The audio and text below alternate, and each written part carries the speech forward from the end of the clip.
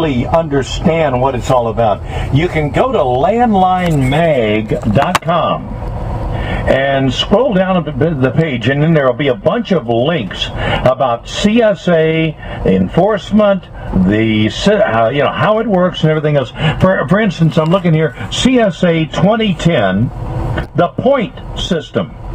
FMCSA officials have assigned weighted point values for various violations that truckers may have noted on inspections or on crash reports. Here's a sampling of some of the point values. The violation, like following too close. Points, 5 points.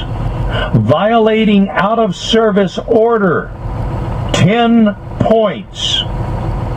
Violating the 60-70 hour rule, 7 points. Failure to include driver's signature on certification in duty status records, that's 2 points. Failure to list main office address in duty status records, 2 points.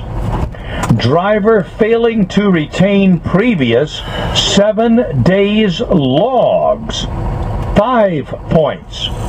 No medical certificate, that's 1 point. Inoperative tail lamp, 6 points. Give me a break. Failure to display your current CVSA decal, that's 4 points.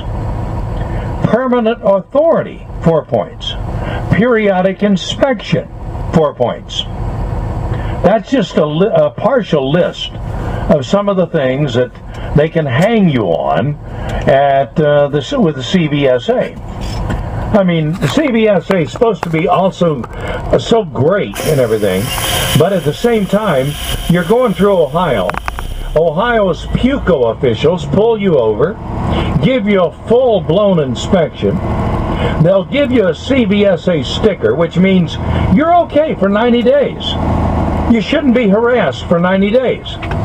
But then you get over to Pennsylvania and you're going across I-80 and you come to a rest area and they're instructing all trucks to pull into the rest area. And the officer comes over and you say, "Officer, I just got inspected 3 hours ago in Ohio." "I don't give a damn, that's Ohio. This is Pennsylvania. Get your ass out of the truck, bring me your registration, your logbook, and everything else." I mean, they don't follow their own rules. CVSA, the enforcement. You could probably flip a coin to decide which scares a trucker more. A full-blown on-site compliance review or an IRS audit. Neither one is pleasant. They're both lengthy, burdensome, and burdensome process. The on-site compliance review, currently pretty much FMCSA's only tool in staffing levels, fewer than 2% of the motor carriers in the country are audited each year. That too will change with the launch of CSA 2010.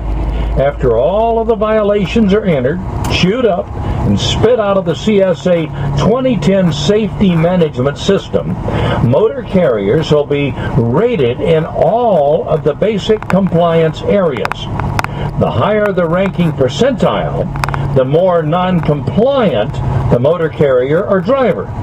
These rankings will be updated on a continual basis.